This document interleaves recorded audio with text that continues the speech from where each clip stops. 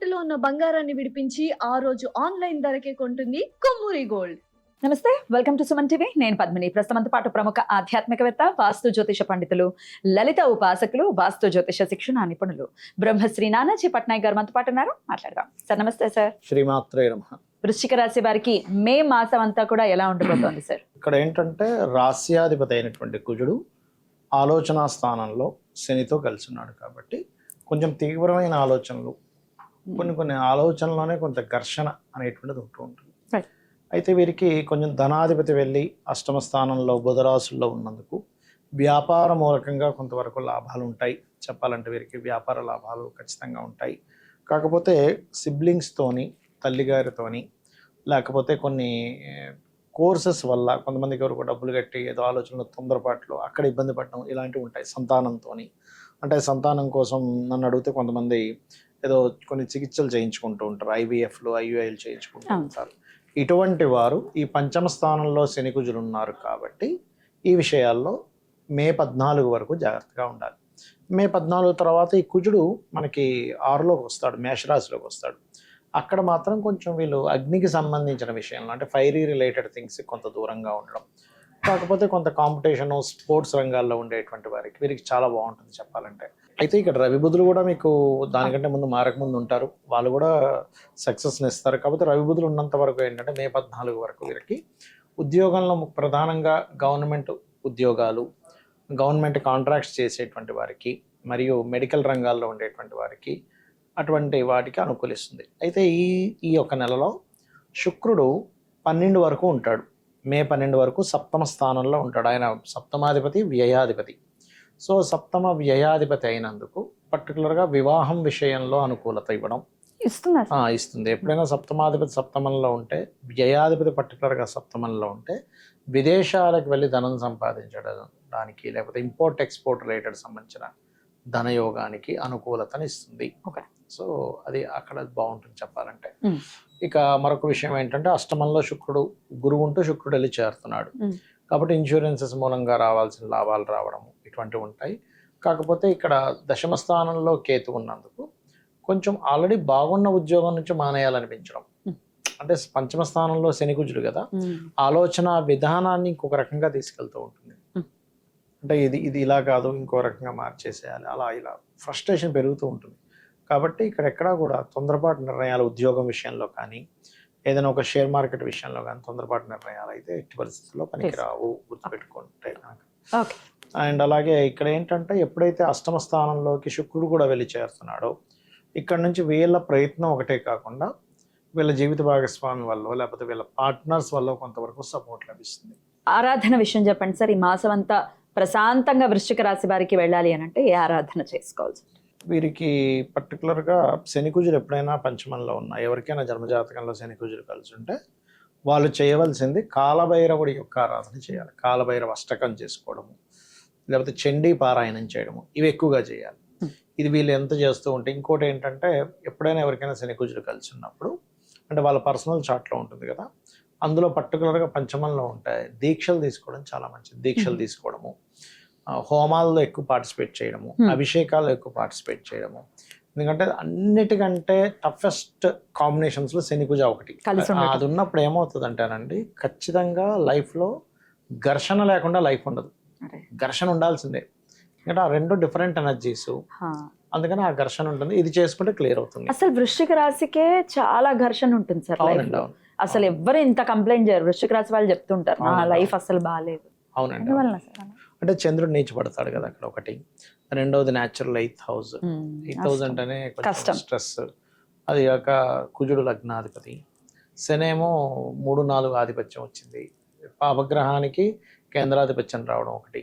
ఇవన్నీ కొంచెం ఇంకోటి ఏంటంటే శని అతని యొక్క మరో రాశిలో నీచబడతాడు, చంద్రుడు నీచబడతాడు ఆయన రాశుల్లో. అంటే కర్మ నీచబడుతుంది, మనస్సు నీచబడుతుంది, అయిపోయింది. సో అందుకని ఇన్ని కాంబినేషన్స్ ఉంటాయి. ఓవరాల్ గా అయితే వీళ్ళ మామూలుగా ఈ గ్రహస్థితి ఈ మంత్ వదిలేసి అసలు కాలభైరవ ఆరాధన వీరికి బాగా యోగిస్తుంది, బ్రహ్మాండంగా పనిచేస్తుంది. కాలభైరవ ఆరాధన, దక్షిణామూర్తి స్తోత్రాలు ఇవి బ్రహ్మాండంగా పనిచేస్తాయి. సార్ బంగారం అనేది హాట్ టాపిక్ గానే ఉంది. ఎప్పటికప్పుడు ఈ హెచ్చు తగ్గులు అవి చూస్తూనే ఉన్నాం కాబట్టి అసలు ఏ రాసుల వాళ్ళకి బంగారం మీద ఇన్వెస్ట్ చేయడం అనేది మే మాసంలో ప్రత్యేకంగా? ఎందుకంటే తర్వాత ఇప్పుడు అధిక జ్యేష్టం ఉన్న తర్వాత జ్యేష్టం, తర్వాత పెళ్లిళ్ళ సీజన్ కూడా స్టార్ట్ అవుతుంది శ్రావణంలో, కాబట్టి ముందు నుంచి అన్ని ప్రిపరేషన్ లో ఉంటారు కాబట్టి ఎంతో కొంత కొంటారు బంగారం. ఏ రాశుల వాళ్ళకి అనుకూలించే పరిస్థితి ఉంటుంది సార్ బంగారం? అంటే ఫస్ట్ ఆఫ్ ఆల్ ఎందుకు గోల్డ్ ఇంత ఫ్లక్చువేట్ అవుతుంది అనే విషయాన్ని తెలుసుకోవాలి. సార్ గోల్డ్కి కారకమైన గ్రహాలు జూపిటర్ అండ్ సన్ అండి. ఎందుకంటే మీరు చూస్తే పురాణాల్లో కూడా సెమంతకు మనం ఎవరిచ్చారు? సూర్య భగవానుడు. గోల్డ్కి మనకి గురుగ్రహం మెయిన్. జూపిటర్ నుంచే మనకి గోల్డ్ వచ్చింది యాక్చువల్ చెప్పాలంటే, భూమి మీదకి రావడం కూడా. ఓకే, అందుకే మీకు ఇప్పుడు చూడండి, మీనరాశిలో ఎప్పుడైతే శని ఎంటర్ అయ్యాడో, సింహరాశిలోకి ఎప్పుడైతే కేతు జరుగుతుందో, మీరు చూడండి 2 గ్రహాలు ఎప్పుడైతే ఇందులో ఉన్నాయో అసలు ఎప్పుడు చూడనంత ఫ్లక్చువేట్గానే అవుతుంది. కాకపోతే ఎప్పుడైనా సరే గోల్డ్ పర్సనల్ చార్ట్లో తీసుకుంటే ఎవరు కొనాలి అంటే గురువు రవి బాగున్న వాళ్ళు ఇన్వెస్ట్మెంట్ చేస్తే చాలా మంచిది. బాగోవడం అంటే ఏంటి సార్ మరి? అంటే పాపగ్రహాల మధ్యన ఉండకూడదు, గురువు కానీ రవి కానీ ఆ యొక్క రాసుల్లో పాపగ్రహాలు ఉండకూడదు, పాపకర్తల్లో ఉండకూడదు. వాటికి వచ్చే పోర్ట్ఫోలియోస్ మంచి మంచి గ్రహంతో కలిసి ఉండాలి. ఓకే, అప్పుడు వాళ్ళు 100% గోల్డ్ మీద ఇన్వెస్ట్మెంట్ చేయొచ్చు, వాళ్ళకి ఖచ్చితంగా లాభం వస్తుంది. ఇవి పాడైన వాళ్ళు అంటే కొద్దిగా పాడైంది గ్రహాలు, ఏమవుతుంది, కొంచెం అనుకున్నంత రేట్ రాదు, తక్కువ రేట్ వస్తుంది. కానీ పూర్తిగా పాడైతే మాత్రం వీళ్ళు కొన్న రోజు నుంచే తగ్గడం స్టార్ట్ అవుతుంది. వీళ్ళకి అర్థం కాదు, ఇదేమిటి 180 దగ్గర కొన్నాను 150కి వచ్చింది ఏమిట్రా అనిపిస్తుంది 4 రోజుల్లోనే. సో వాళ్ళ బ్యాడ్ లక్ అనమాట. సో ఈ పర్టికులర్ అంశం చూస్తూ ఇన్వెస్ట్మెంట్ స్థానంలో పాపగ్రహాలు లేనప్పుడు ఎప్పుడైనా ఇన్వెస్ట్మెంట్ చేయాలి. ఎనీ ఇన్వెస్ట్మెంట్ స్థానం ఏది? 12వ స్థానం. 12వ స్థానము వాళ్ళ జన్మజాతకంలో 12వ భావాధిపతి మీద గోచారం ఏదైనా పాపగ్రహం వచ్చిందో చెక్ చేసుకోవాలి. ఇవి ప్రధానంగా రూల్ అనమాట. బట్ ఇవి తెలియవు. ఒకసారి ద్వాదశ రాశుల్లో ఎవరికైతే బెటర్ సార్ ఇన్వెస్ట్ చేయడానికి? అంటే ఇక్కడ ఇన్వెస్ట్మెంట్ స్థానంలో శుభగ్రహాలు ఏ రాశులకు ఉన్నాయి చెప్తే, మిథున రాశి వారికి ఉంది, 12లో శుక్రుడు ఉన్నాడు. కర్కాటకం వారికి 12లో గురువు ఉన్నాడు. నెక్స్ట్ దాని తర్వాత శుక్ర గురువులు వస్తున్నారు, దానిలోనే శుక్రుడు వచ్చి జాయిన్ అవుతున్నాడు. అండ్ 12వ స్థానం ఇంకా ఏ రాశి వారికి బాగుంది అంటే వృశ్చికం వారికి బాగుంది. ఎందుకంటే 12th lord is in 7th హౌస్లో, ఓన్ హౌస్లో వెళ్ళి కూర్చుంది వృశ్చికం వారికి చెప్పాలంటే. అండ్ కర్కాటకం వారికి కూడా 12వ స్థానంలో శుక్ర గురువులు ఉన్నారు. మంచిదే. సో వీళ్ళకి మనం చెప్పొచ్చు ఇన్వెస్ట్మెంట్. బట్ ఏంటంటే నేను ఇందాక చెప్పినటువంటి ఆ ఫార్ములా మాత్రం ఖచ్చితంగా వాడాలి. Okay sir. మేషం వారికి పాపగ్రహాలు ఉన్నాయి మరి 12th హౌస్ లో, వాళ్ళు ఇన్వెస్ట్ చేయకుండా ఉంటే బెటర్ అంటారా? చేయకపోవడమే మంచిది. ఒకవేళ చేయాలనుకుంటే లాంగ్ టర్మ్ చేసుకోవాలి, కానీ అది కూడా కుజుడు మారిపోయిన తర్వాత షార్ట్ టర్మ్ ఇన్వెస్ట్మెంట్స్ అసలు పనికిరావు. ఓకే, అంటే లాంగ్ టర్మ్ ప్లానెట్ ఎప్పుడైనా 12లో ఉన్నప్పుడు, శని ఉన్నప్పుడు, అది గోచారంలో అయినా రాశిచక్రంలో అయినా, వీళ్ళు ఎట్టి పరిస్థితుల్లో సంవత్సరంలోనో 3 నెలల్లోనో సాయంత్రం కల్లా డబ్బులు వచ్చేస్తానే చేయకుండా ఒక 5 ఏళ్ళు 10 ఏళ్ళు 3 ఇయర్స్ పోనీ, కనీసం 3 ఇయర్స్, మినిమం 3 ఇయర్స్ పెట్టుకోవాలి. అప్పుడే గ్రోత్ అనేది ఖచ్చితంగా కనబడుతుంది అక్కడ వాళ్ళకి, లేకపోతే కనబడదు. మధ్యలో ఎక్కడో ఫ్లక్చువేట్ అవ్వగా తీసేసి నష్టపోతారు వీళ్ళు. గోల్డ్ అండ్ సిల్వర్ మీద ఇంత ఇంపాక్ట్ ఉండటానికి వార్ కూడా వన్ ఆఫ్ ద రీజన్స్ అని చెప్పుకోవచ్చు సార్. వార్ పరిస్థితి ఏంటి సార్? ఒక పక్క చర్చలు జరుగుతూ ఉన్నాయి, మరి సానుకూలంగా ఉంది అని ఒక దేశం, మనం చేసాం, ఆల్రెడీ చేశారు, ఇవేమీ ఫలించవని చెప్పారు మీరు. స్పష్టంగా చెప్పాము ఆ రోజు. ఫలిస్తాయని చెప్పేయండి సార్, కొంచెం శాంతి కావాలి సార్. ఫలించాలని ఉంది కానీ గ్రహాలు అలా లేవండి. గ్రహాలకు అది లేదు, గ్రహాలు ఫలించేలాగా. రాజు కానీ ఇప్పుడు ఈ సంవత్సరం నవనాయకుల్లో రాజు, మంత్రి వీళ్ళందరూ డిఫరెంట్ గా ఉన్నారు. ఇప్పుడు అందరూ ఏమనుకుంటున్నారంటే శని కుజుడి నుంచి దూరం వెళ్ళిపోతే తగ్గదు. ఎందుకంటే కుజుడు ఓన్ హౌస్ లోకి వెళ్ళి మంత్రి కుజుడు అయ్యాడుగా, ఇంకా పెరుగుతాయి. అందుకే జలమూలకంగా సునామీలు అనుకోండి, భూకంపాలు అనుకోండి, జలరాశుల్లోనే ఈ 2 గ్రహాలు ఉన్నందుకు ఈ జల సంబంధమైన యుద్ధాలు రావడం, ఇవన్నీ అందుకే మనం అక్కడ ప్రిడిక్ట్ చేసాము.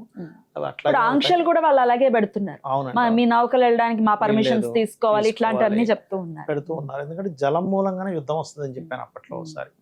అదే జరుగుతూ ఉంటుంది. కాబట్టి ఇది నన్ను అడిగితే ఇది ప్రపంచ యుద్ధమేనండి. ఎప్పటి నుంచో చెప్తూ వస్తున్నాయి ప్రపంచ యుద్ధం. ఇండియా కూడా ఇన్వాల్వ్ అవుతుంది ఉంది, కానీ ఇండియా కూడా ఇన్వాల్వ్ అవుతుంది. ఇండియా ఇన్వాల్వ్ అయ్యే పరిస్థితి వస్తుంది. మారాలి ఈ గోచారం అంటే. మరి కుజుడు వృషభంలోకి వస్తే సెట్ అవుతుందని అనుకోవచ్చా సార్? కుజుడు వృషభంలోకి వస్తేనా ఇంకెప్పుడు సెట్ అవుతుంది సార్? ఎందుకంటే ఇది 1 ఇయర్ ఉందండి, ఇది 1 ఇయర్ ఉంది. ఎందుకంటే ఈ సంవత్సరానికి అధిపతి గురువు అయితే మంత్రి కుజుడు కదా, అంటే ఆలోచన విధానం. సైన్యాధిపతి చంద్రుడు అంటే ఏంటి, ఇప్పుడే ఆపేస్తున్నాను, చర్చలు జరుగుతున్నాయి 2 గంటలు ఇక్కడ బాంబు పడింది అంట. ఇదేమిటి మరి, చర్చలు దేని జరుగుతున్నాయి, బాంబు మీద గీసాడు, గొడవలు. అస్సలు అంటే స్థిమితం లేనటువంటి వాడు సేనాధిపతి అయ్యాడు. ఆలోచనాకారకుడు కుజుడయ్యాడు. రాజు గురువు అయ్యాడు, కానీ గురువు బయటకు ఒకటి నేను అన్ని ఆపేస్తున్నా అంటే ట్రంప్ వెనక నుంచి బాంబు వేస్తుంటాడు. అట్లా అలాంటి కండిషన్స్ ఉన్నప్పుడు ఏంటంటే మనం ప్రజలుగా మన జాగ్రత్తలో మనం ఉండాలి. అసలు నేనైతే వద్దనే జరగకూడదని కోరుకుంటాం ఎవరైనా కానీ పరిస్థితులు అలా లేవని నా ఉద్దేశం. ఎక్కడో యుద్ధం జరుగుతోంది మనకేంట్లే అనుకోవటానికి లేదు. ఎక్కడ జరిగినా అది ఇంపాక్ట్ యావత్ ప్రపంచం మీద. ఎందుకంటే ఇప్పుడు ప్రపంచం అంతా ఒకటైందండి. ఇంతకుముందు వేరు. ఇంతకుముందు ఇంత ఇంపోర్ట్ ఎక్స్పోర్ట్ కానీ మనిషి వేరే దేశాలకు వెళ్ళి బ్రతకడం కానీ ఉండేది కాదు. ఎక్కడున్నవాడు అక్కడే బతికాడు. ఏ ఊర్లో కూడా ఆ ఊర్లో ఉంటాడు. ఇప్పుడు అలా కాదు, ఊర్లు దేశాలు అన్ని కలిసిపోయాయి, ఒకటైపోయాయి. సో విశ్వశాంతి కోసం ఏ ఆరాధన చక్కగా అందరూ చేయాలి sir? Chandi is the best remedy. Chandi, Vishnu సహస్రనామాలు చేసుకోవడం ఇది అన్నిటికంటే ఉత్తమం. చాలా చక్కగా తెలియజేశారు సార్. ద్వాదశ రాశులకి కూడా మే మాసంలో అన్ని రాశులకి సంబంధించి తెలియజేశారు కాబట్టి అందరూ ఆ విషయాల్ని పరిగణలోకి తీసుకుని ఖచ్చితంగా దేవతారాధనతో ఈ మాసం అంతా కూడా ప్రతి ఒక్కరికి సుఖంగా వెళ్ళాలని మనస్ఫూర్తిగా కోరుకుంటూ కృతజ్ఞతలు సార్. నమస్కారం. శ్రీమాత్రే నమః.